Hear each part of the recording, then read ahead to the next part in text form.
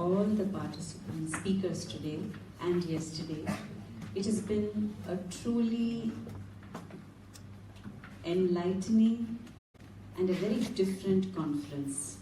When I say different, is so many discussions, and they were questions that all of us have, but perhaps have not voiced it with in the company of Sahridaya.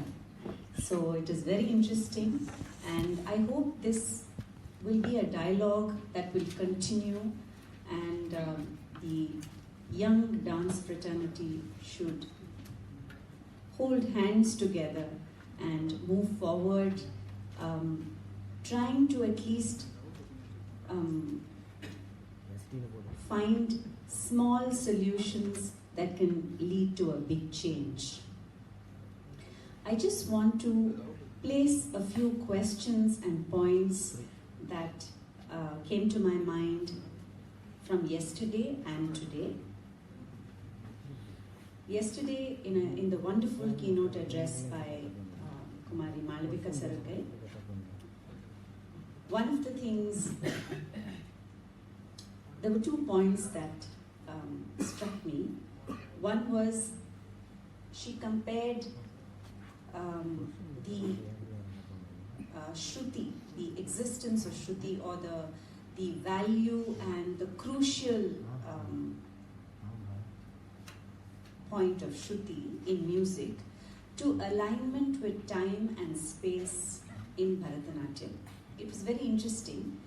And the other question that kept coming up in the discussions yesterday was excellence versus mediocrity.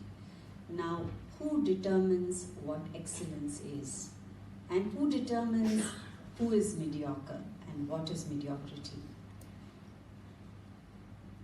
Does it mean that as dancers, self-awareness is important? I'm just placing these points and questions.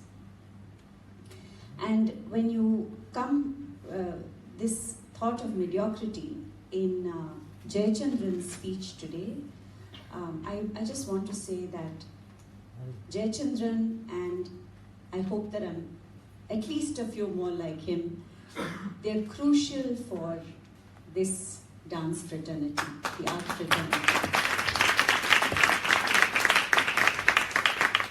Because in a way, they form the bridge between scholarship and practice, and also between theory, knowledge, and actual performance.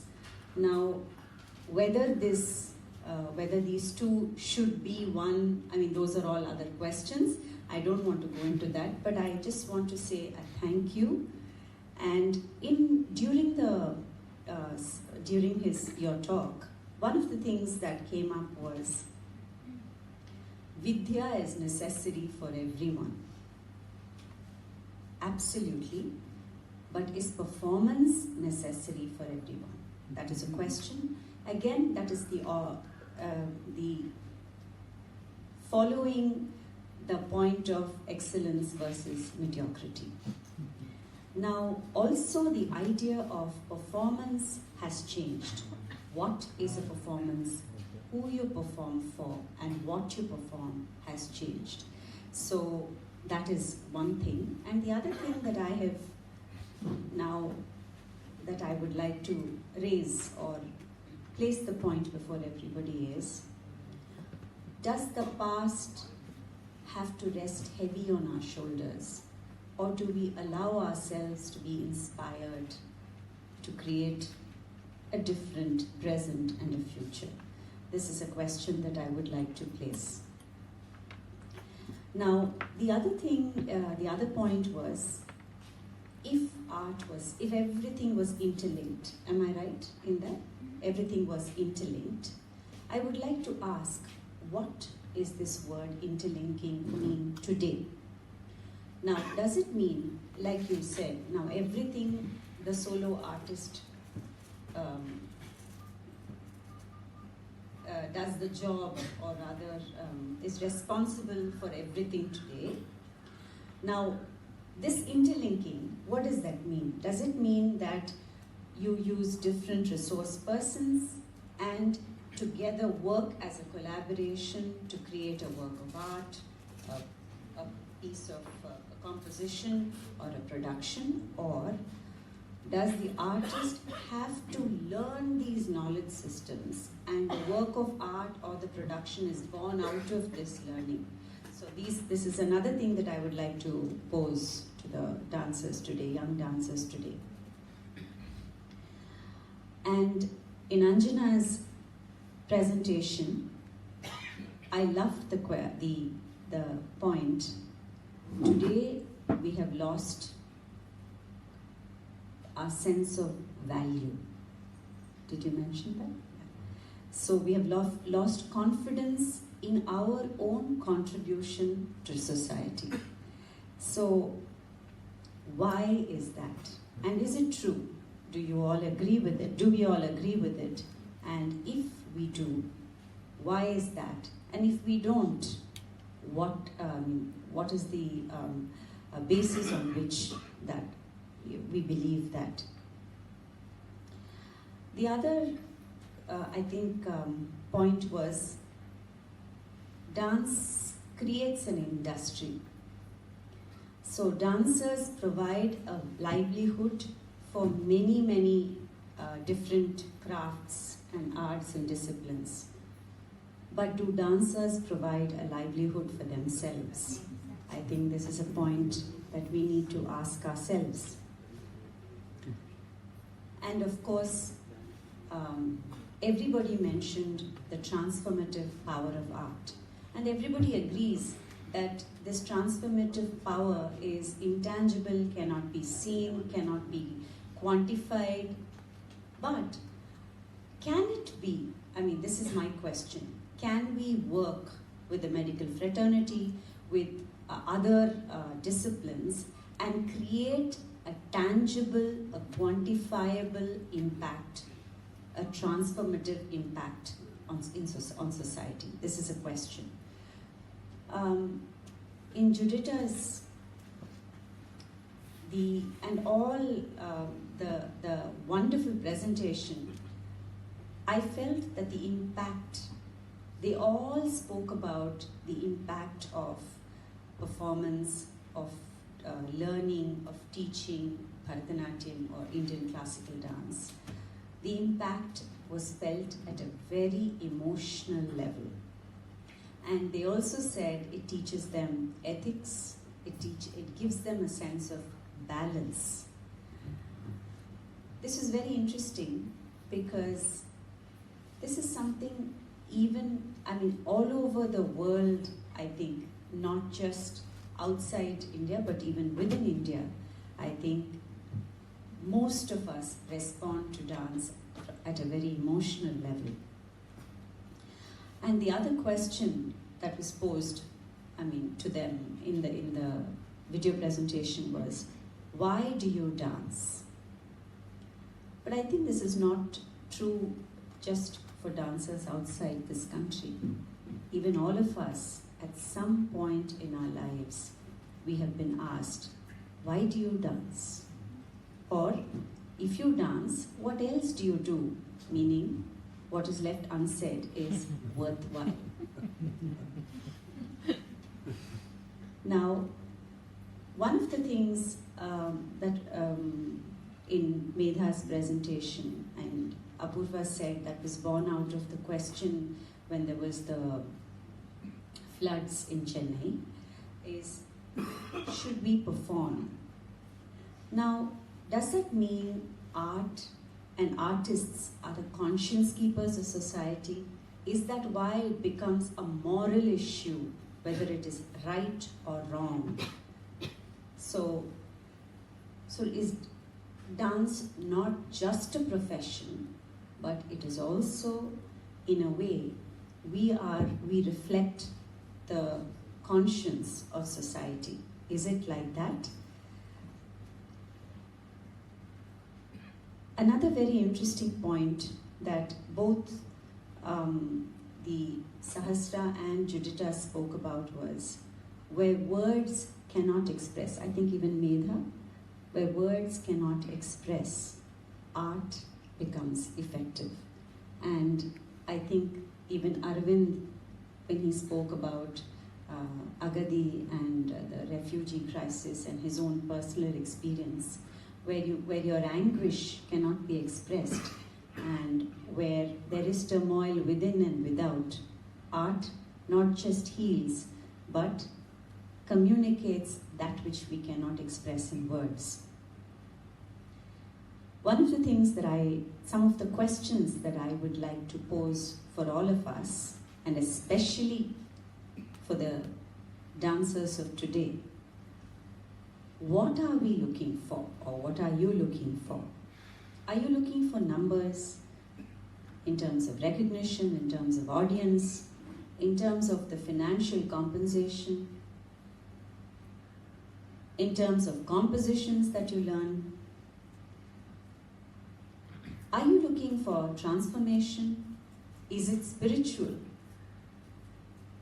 Do you need conviction in what you do? What role does guidance play in your life? I'm very careful in not using the word guru. How important is self-awareness?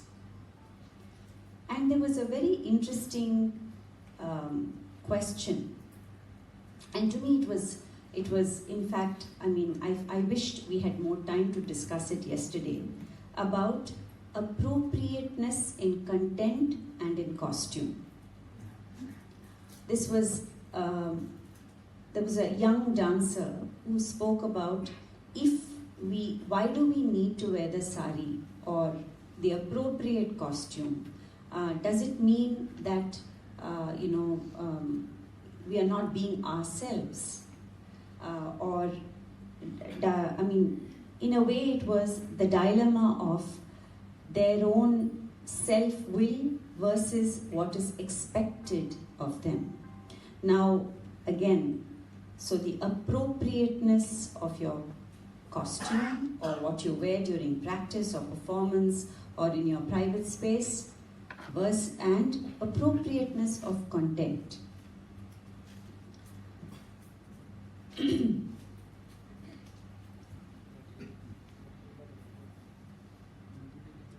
It is very clear, after hearing Aravinth, it's very clear that the young people today have a strong social conscience.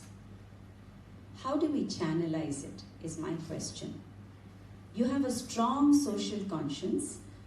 From what I heard from Aravinth, the young people would like to see more of topics and subjects like Agadi versus perhaps a traditional Bharatanatyam margam. Why is that? And if they see a performance like Agadi, what happens after that? Is it only witnessing a performance that they have empathy for? But what happens after that? Is there an action that follows that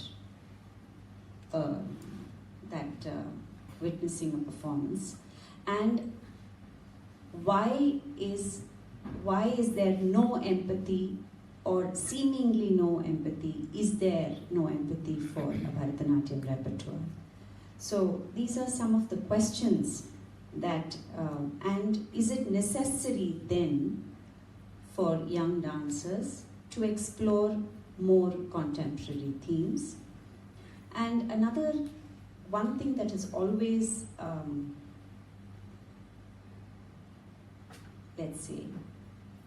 bothered me is, as a dancer, what am I looking for?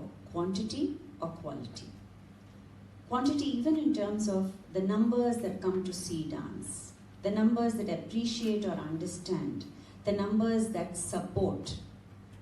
Am I interested in the box office, or is it quality that I'm looking for? So I just wanted to pose these questions. And so if I would encourage Wow, so many questions.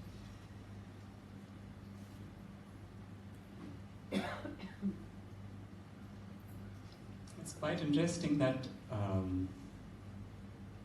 we ask questions for the reason questions give us not just a power to think, or there is no answer. Answering is something different. It also engages us that art can be debated, not just performed. There's a whole lot of issue there, that relevance of art when it comes to timing. I'm saying timelessness. And one of the questions is about the past. Does past lie on your shoulder? You need to carry it or not? Can you shed it off? It's an interesting thing that no one has the capacity, no one has a conscious capacity, anything said and done, to forget past. In the sense, past is not about time. That's an interesting thing. Past, future, and present is certainly not about time. And I place this argument very strongly on the Indian understanding of time, or perhaps Eastern understanding of time, which even time scientists keep debating on this very frequently, is that time is never linear. First of all, let us agree time is a fictitious entity. Time and space are fictitious entity we create so that we fathom reality. No Indian text disagrees with this. It starts from there. Time is a pramana through which you understand the entire reality. For instance, if you go to a cognitive science, any of the basics, they would say that you're fathoming reality. We are more familiar with spatial realities. We easily familiarize with spatial realities. Can we define the entire reality in terms of time without using space as a quotient? That's one of the biggest challenges, greatest to the greatest scientists were trying to answer. But interestingly, they wanted to get back into, in collaboration with artists. Where do you see time? How do you define time there? Something which is very deep in any man's thinking is certainly something to do with past. Here, past does not mean ancient, antique. Past means the kind of shadow what I have casted on every. Kalam also means releasing yourself. There's a very interesting definition to release. An aim and agency to release yourself is called kala. That's why in Tamil we have a very famous called kal. When someone releases themselves, we say, our kalam agivittar. Which means he became time. This is not a very shallow statement. This is a very distinctive statement, very deeper statement to understand from the lingua franca of a given culture, which is very, very, which has marked a very high benchmark for itself. Past in itself is not a monument in terms of architecture or something. Past is one which you are treading every single second. You don't go to future. Man has no capacity to anything unless future. You're going in past. Why am I saying so much about time is, if we understand this time factor, then especially art form has one quotient called Kala Pramana. With time as a quotient, you're trying to fathom reality. Henceforth, time in the past is the only way you can understand something. Shedding of past and shedding of past semantic meaning and the content makes no sense for humanity at all. In that sense, what you carry from the past, emotionally or physically, is a choice. But mind has no capacity to shed the past. It is very formal in that sense. Many artists in the past, in the sense even painters, someone in, I think most of us know Impressionists and later Impressionist period, they have shed the meaning what a color can have on a painting. I don't want to mean anything when I paint red on a canvas. I don't want to say it is danger, I don't want to say it is love, because love, red can also mean love for someone, red can be danger to someone. Someone said that painters like, Paul Klee and many of them argue that let line be line. Let us not impose any baggage on it. But they said line has a journey, line has a past, line has a future. If we understand dance in this sense, and mythology in this sense, mythology is not about the past. I can create a myth right now. Right now. And this understanding of classic to be something in the past. We say, something is classical is something very past, some 500 years old. No need. You can create a classic right now. You can write a work of classic right now in 2017 and yet call it a classic. So what qualifies to call itself as a past? What qualifies to call itself as a past? Bharata gives a solution for this.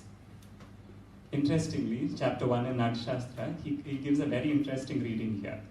He says, when there is a discrepancy between sukha and dukkha, there's an element of past enters.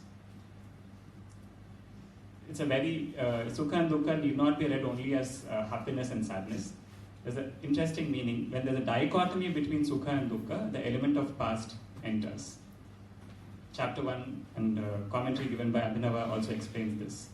Classicism is born in that right moment when you kind of level these two discrepancies together. Any work of art based on this parameter becomes a classic. So it says you can create a myth right now. About this particular conference, we can create a myth. A myth. Myth is like a voodoo. You prick here, hits someone else. It has a staggered impact. You create one here, it's phala, it's like adrishta phala or apurva phala. Has a lingering impact. Art is like that. A work of art is like that. I create it right now. I put a canvas there right now. I dance right now. But it might take so many eons for someone to even realize it. Many artists have said it. And the second body, this past body of me, is what I cast an impression on all of us. This is my another body, but me as Jayachandran, even if I die, I'm living in someone's mind. 100,000 people. They can pull in together my maryadas and create a character out of me. And that is what we have been doing for years together and centuries together. Characters are born like that. No one has seen anyone, and there's no need to see anyone. There is no need. And in that sense, past is a baseline for anyone's artistic creation. Yeah. I think it's a very interesting. What I really wanted to pose the question to the dancers, like not to go into a philosophical discussion about kala, about time and space and the past, but basically what I wanted to, as dancers, we are constantly referring to our past, from the temple, the origins of the temple, to the courts, and now to the proscenium stage. On a very simple, let's say it as a dancer, and many here, we have not witnessed dancers of the Devadasi, the artists who performed in temples, nor in courts. But we are the descendants, so to speak, and we have inherited. Okay, I'm not going to go into a discussion with you there. So the thing is, how do we negotiate that? Because that is a huge dilemma, especially for this generation. For ours itself, it has been. I just want to take another example. Like there have been workshops where residencies where we have performed in temples, right in front of the deity. Very frankly, even at the risk of sounding very politically incorrect, I could not identify with it. In front of a deity when I danced, I couldn't, I tried very hard to feel the divine connection, but I couldn't, because most of the dance that I do on stage is born out of my imagination. So the idol in my mind has what my imagination has given it, vis-a-vis the idol I see. If I go and stand in a temple with my, as a simple act of worship, not as a dancer, then I'm able to feel the beauty and the connection.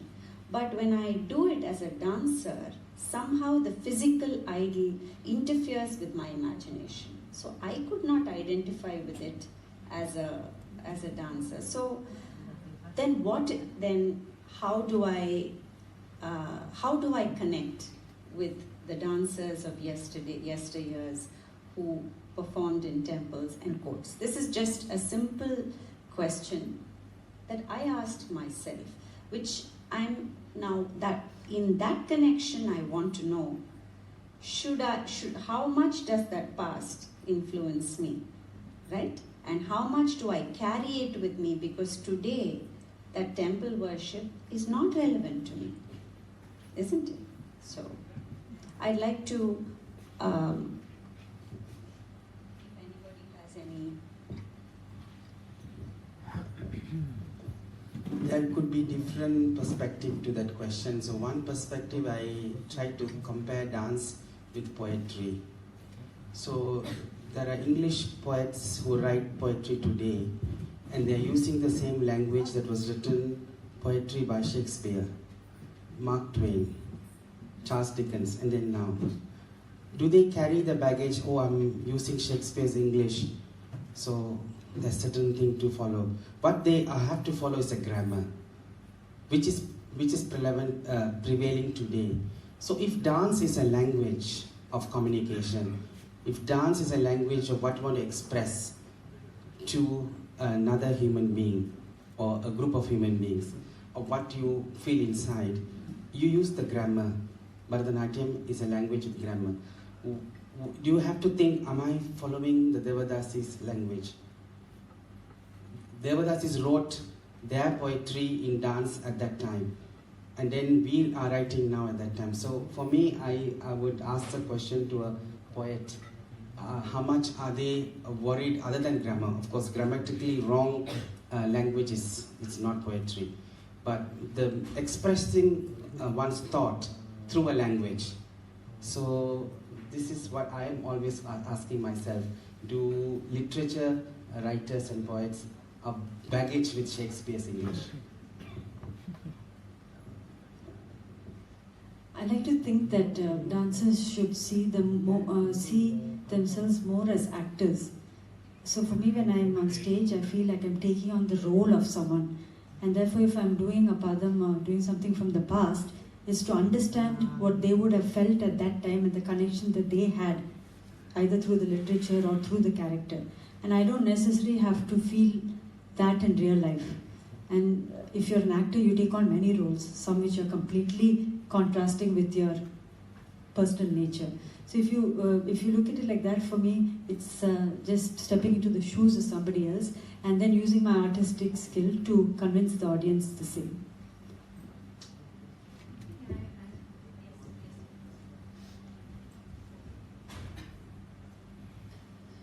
Your question, Akka, I think it ties into another question that you had asked in your list of questions. I'm going to answer both of them together in terms of connecting past and what they had and why they felt the connect with the God. And your second question in your list of questions, where do we need resource persons or do we need to know it all?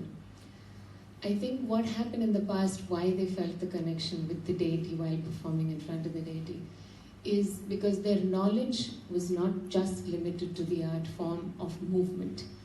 Their knowledge included iconography, their knowledge included the metaphor that the deity or the idol was representing, and spirituality is loosely used everywhere, but they really understood the spiritual import of what they were trying to convey through their art. So today, if I go back to a temple and perform, I do not see the idol of Shiva as the idol of Shiva in my mind. For me, the Damaru represents something. The metaphor that every aspect of Shiva represents is something I dance to, is something I connect to and perform to. Then, when we connect to something deeper than just the idol of the image, we have the true connect with the dance. And I think that is the past from the Devadasis that we need to take on and use our contemporary thought. Whatever the iconography of Shiva, Vishnu, Krishna was represented in the past is still relevant today. They're just metaphors. They were metaphors in that age, and they're still metaphors today. And I think as dancers, for us, it is important to connect to those metaphors, to understand the deeper import of those metaphors and make it our own. And it's important to take guidance, it's important to understand the thoughts of resource persons and research scholars, but also a knowledge of all of that. Because dance is, as such, especially, I can only talk for Bharatanatyam because that's the only form I practice, but it is a coming together, it is a holistic art form. There are so many things coming together. It's not just, it transcends movement. And when, as dancers, we understand that we need to transcend movement for it to truly become dance and for it to be timeless and spaceless, to connect back to the other questions, that's when the true connect happens. And that is the connection from the past to the present. Good point.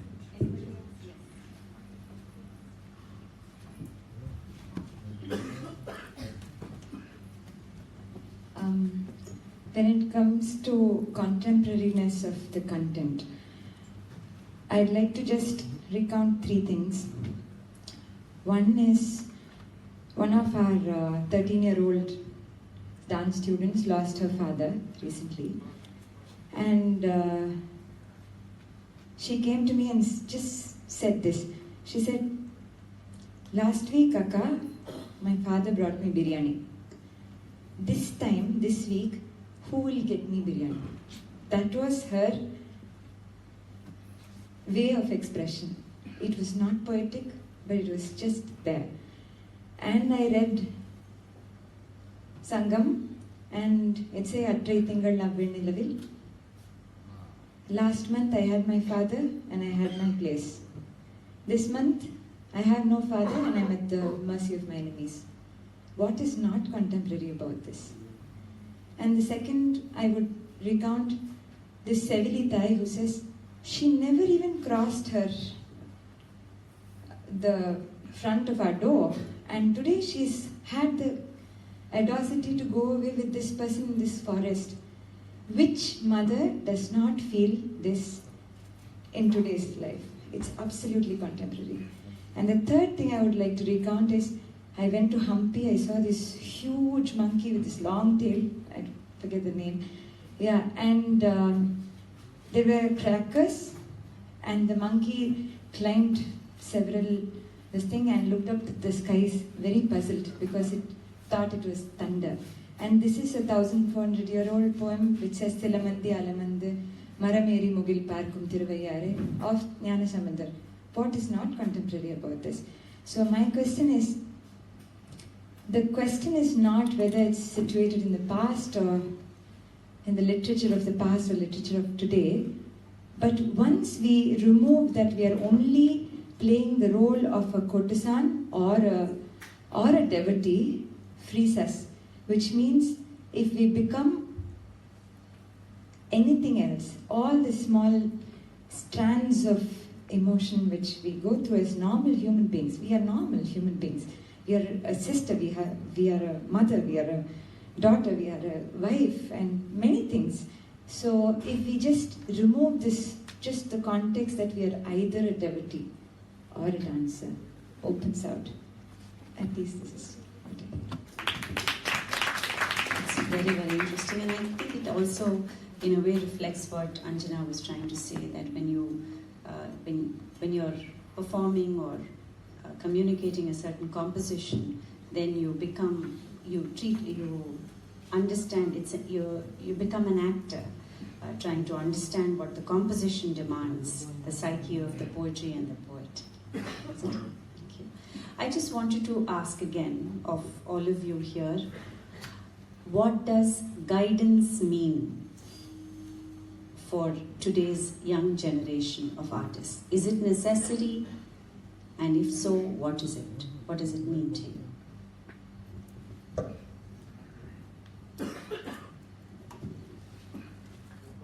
I had another question in my mind. When you asked it, I could connect it actually.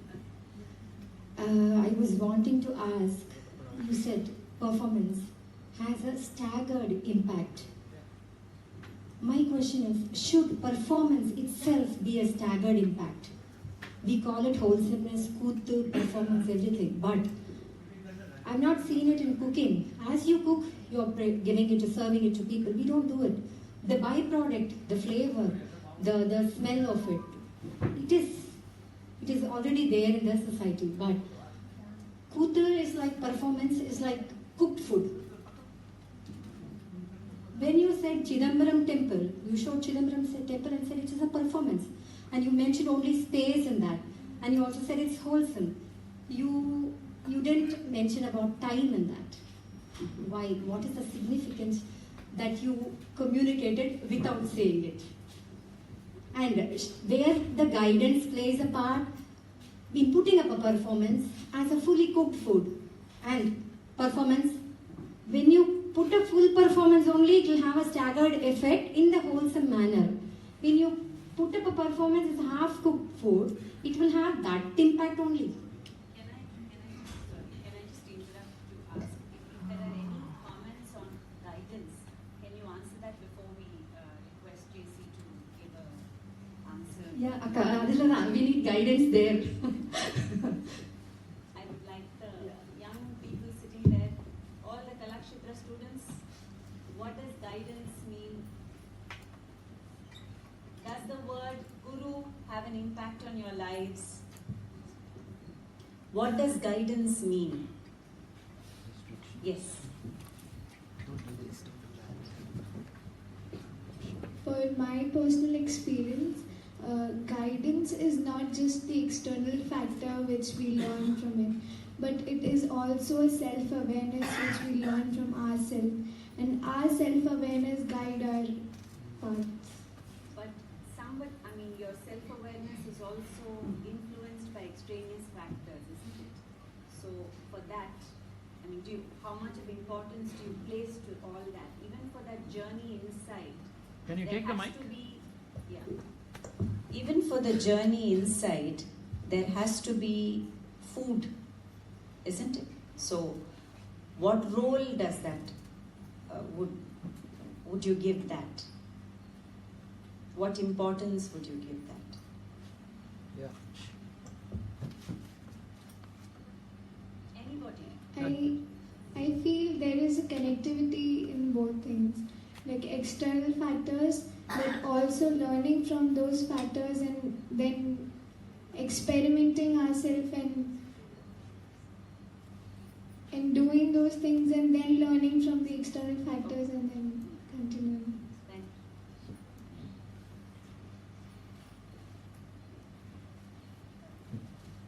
Because can there be one person who can guide me? Can it be just one? That is my question. Isn't everybody who I meet in this journey a contribution of some kind to my progress? In that way, a guidance is personally a guidance can come through anyone. I'm not saying against teachers or nothing like that, but teachers are actually. Don't worry about being correct. This is a discussion where all of us understand that nobody means any ill will towards anybody, so don't worry about it. So my take on guidance would be that if I have the spirit of a student, then I would be ready to learn from anybody. See, that comes from very nice. That comes from, I think, the thought that we are all students of life, isn't it? That having said that, in a very specific manner, in in your journey of dance, this is to all students, you need how many, if you have various influences, do you think that impact would be better, or one strong influence would play a better role? I think varied influences are better, because then we know what we want, what we don't want.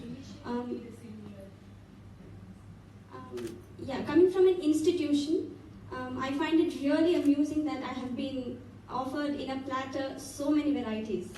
I have tasted everything. I have liked it, I have not liked it. I have not liked it in the beginning and then started liking it. So I have tasted variety in life. And as a graduate, when I'm coming out, I know that I have an essence of everything that is available to me, and I can choose from what I want. I can choose a journey ahead through that. Thanks, Auntie. Sorry, I just thought I'd like to add a point on that question, Auntie, because I think for me, I've had two disciplines that I have sort of pursued in my life. One is physics and, of course, dance for most part of my life. And I think the one thing similar for me in both cases, now, of course, I had many teachers teaching me physics in school, in college, in university. But I think what I would call guidance is what came from either those few people or that one individual who made me see beauty where I didn't see it before. I think many people are capable of transferring, teach me Newton's laws, teach me these things. But there were a select few people in my journey with physics who would suddenly stand and stare at an equation and say, look at the beauty of this. And I feel the same response in dance. It's not about, because we learn a lot of things. Like you say, we go to different teachers, perhaps sometimes we attend workshops. There is learning definitely through everybody. But what I think is indispensable in terms of guidance, whatever name we want to give that person, mentor, guru, whatever, that's, I think, just nomenclature.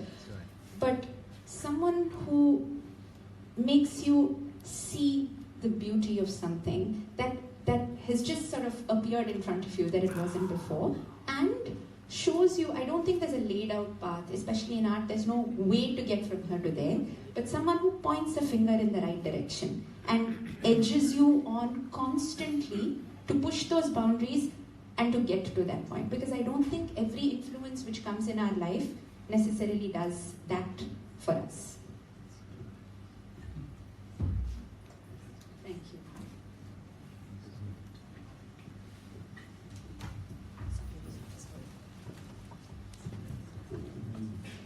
Hello.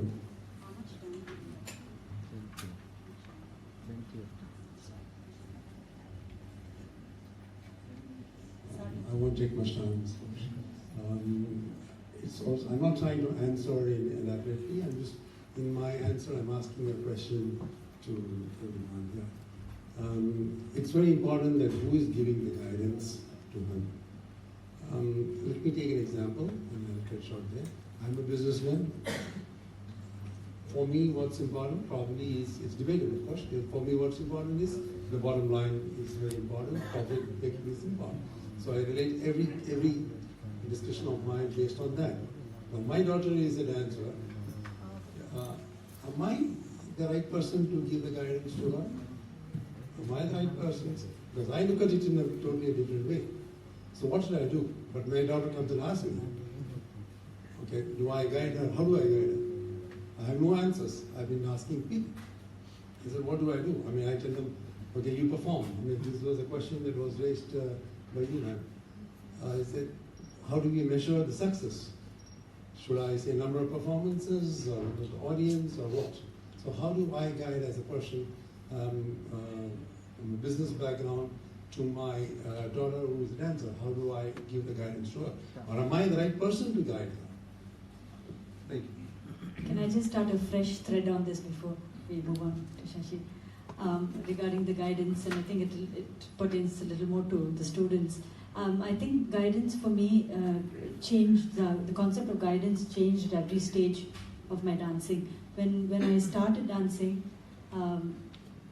I was looking to be a puppet to my teacher. I didn't want anything else. And I think, looking back now, that was the right way to be guided. Because a lot of influences would have confused me and not given me something that Shruti to hang on to. And then later on, I started looking for what Apoorva was talking about, that person to open your eyes. So I think the guidance is not a fixed word. Either you can be completely guided at some time, partially, and then there's somebody who lets you go completely and just goads you onto the right path. So probably, for me at least, it depended on the stage that I was in my dancing. I just wanted to say, I think this guidance, there are two people involved in it, the one who is guided and the one who is guiding. Hopefully, we should get the right guidance. I think that is very crucial.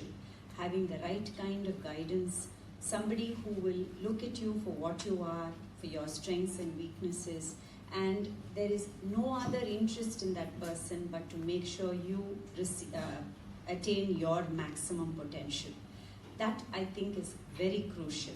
That is one, for the guide, the one providing the guidance. And of course, hopefully the person providing the guidance will be equipped. It's not, it is not enough that the person has only your interest at heart, but it is also important that the person has the ability to guide you. So that is one.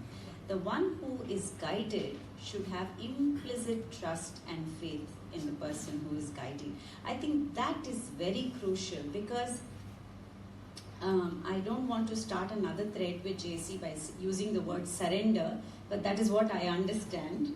So I think you need to surrender yourself to your teacher or the one who is guiding you, because only that will also keep you open to that person guiding you. If you're constantly going to question whether I like that, I don't like that, whether it is good for me, then you're putting your own likes and dislikes in front without having the capacity to decide at that point in your learning.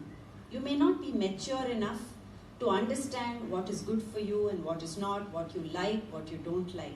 So in the initial years of training, I think it's very important, one, most important to have a good guide, two, to have implicit faith in the person guiding you. I think these are very important tonight.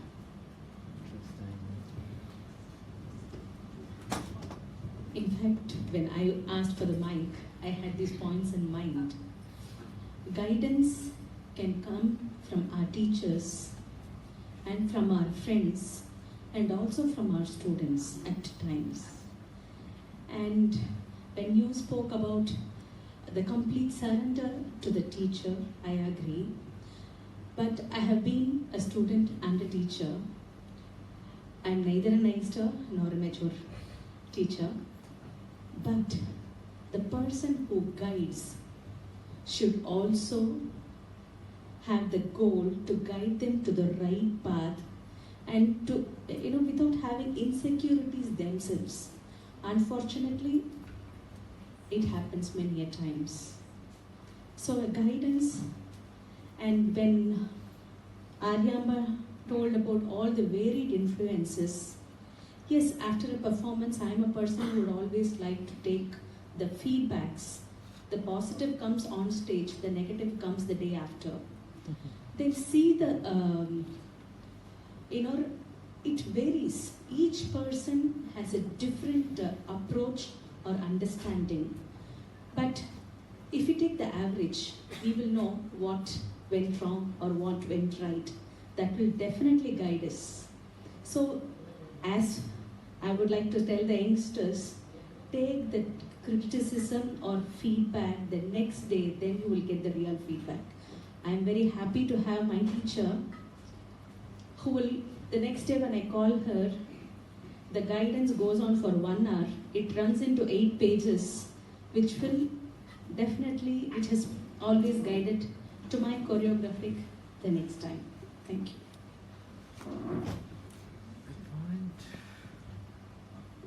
Akka, I think yesterday Malavika Akka was pointing out as an answer to something. She said context is decisive. So to your question about the past, how we can be in the present, coming from the future, context is decisive. Same way, this guidance also. Who is guiding who, under which context? I think the content is fine, everywhere it is there, and it could be half cooked or fully cooked. I recollected one thing, when we were living in a small room, we used to cook noodles. I always wanted it with little that liquid part, not the noodles fully cooked. But my friend wants it fully cooked. She doesn't want that liquid part. So the person who cooks it will give me before it gets soaked in it, fully boiled in it. So that is required for me. I got it. What is required from the other friend, she got it the way it is. And both of us are happy. It got delivered to us the way we want to. The context is pretty clearly laid. So I think for both these past, present and the guidance aspect, the context should be decisive. Understanding of the context is very pertinent, I think.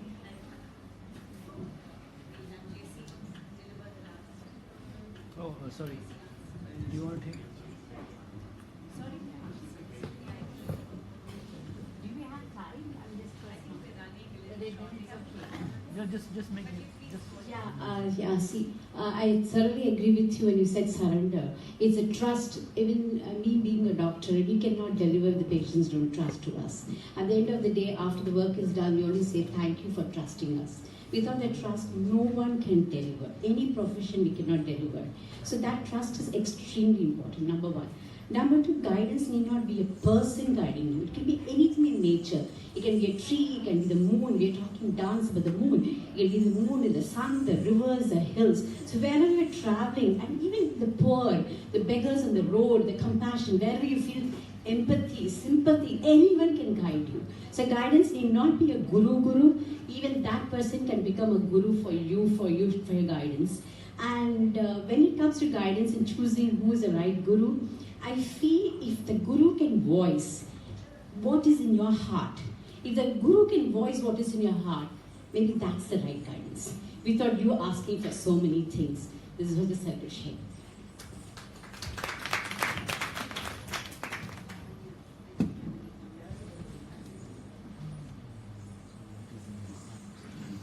Just to answer Lavanya's question, is that yes, there are arts.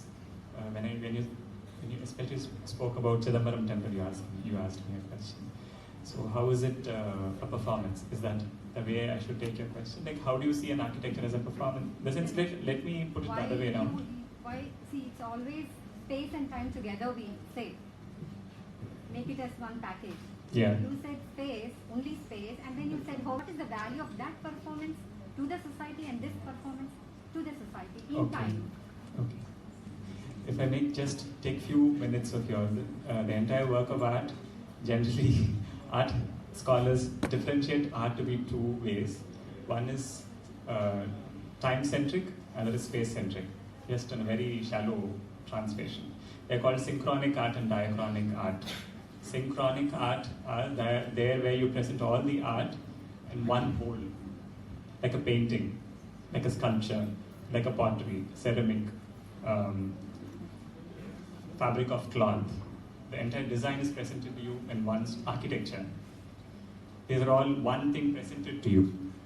There is something called, same thing equivalent, there's something called diachronic. You take time to experience something, poetry, storytelling, music, dance, theatre, cinema. These are all diachronic, synchronic and diachronic. This is very academic in nature, and I don't want to dwell much into it. That does not mean here there is no space, that does not mean here there is no time. It's very technical to discuss both, but this is called time-centric and space-centric. Both of them have equivalence to each other. If I can say 3 quotes from it, it might be disturbing, but it is very, very academic. These quotes are really academic quotes. People have been working, I can say, at least 200 years on these quotes. There's a history of working on these quotes. Someone would say, strange enough, painting is music in space, while painting is music. Time in this, here the time becomes zero. When you say the element of painting and music are equivalent to each other. Let's stick to Bharatanatyam. I'm sorry? Let's stick to Bharatanatyam. We know that it exists in space and time, right? No, Bharatanatyam is only a particular instance in time, in the thing. But I'm generally saying about dance, and dance is equivalent to sculpture.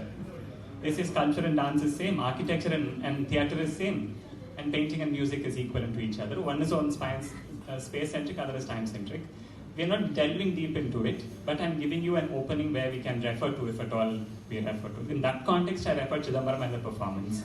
So I think with that end, we would basically can discuss it later also. So this is anything.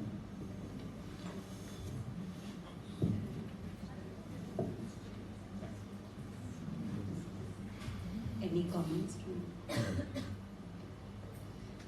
Sorry, you can continue the discussion outside if you would like. Thank you very much. Thank you, Apoorva. Thank you, Melissa. Thank you very much.